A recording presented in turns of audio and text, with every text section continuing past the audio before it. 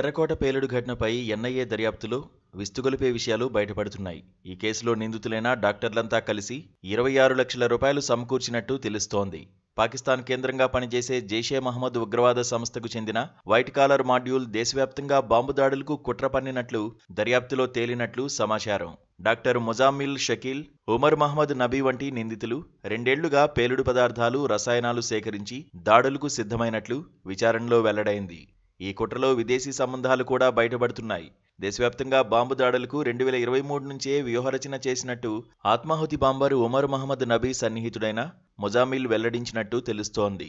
ఈ క్రమంలోనే పేలుడు పదార్థాలు, రిమోట్లు సహా ఇతర బాంబు తయారీ సామాగ్రిని సమకూర్చుకున్నట్టు అతడు బయటపెట్టినట్టు తెలుస్తోంది.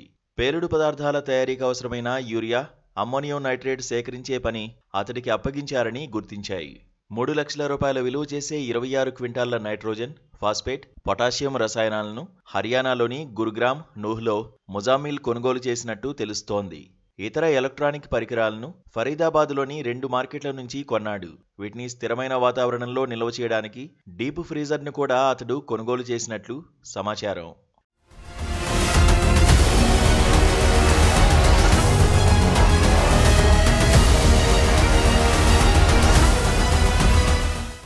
ఇక ఆ ఫెర్టిలైజర్ను పేలుడు పదార్థాలుగా డాక్టర్ ఉమర్ మహమ్మద్ మార్చాడు.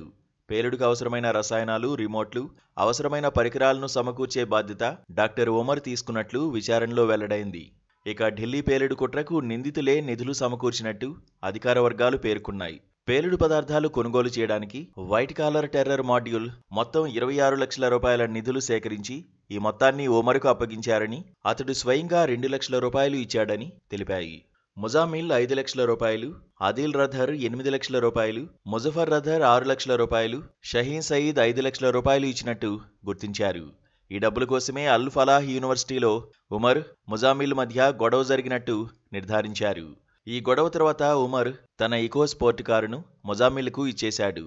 ఢిల్లీ పేలుడు తర్వాత ఈ వాహనాన్ని ఫరీదాబాద్లోని ఓ ఫామ్ హౌస్ వద్ద గుర్తించారు. మరోవైపు అల్ ఫైదా యూనివర్సిటీ వ్యవహారంపై విస్తృతంగా జరిపిన ఇన్వెస్టిగేషన్లో ల్యాబ్ నుంచి స్టూడెంట్ ప్రాజెక్టుల పేరుతో పలు కెమికల్స్, గ్లాస్వేర్ చోరీ అయినట్టు తెలుస్తోంది.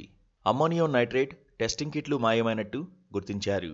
నిందితులు చిన్న చిన్న మొత్తాల్లో వీటిని బ్యాగులు, వాహనాల్లో యూనివర్సిటీ నుంచి తరలించినట్లు గుర్తించారు.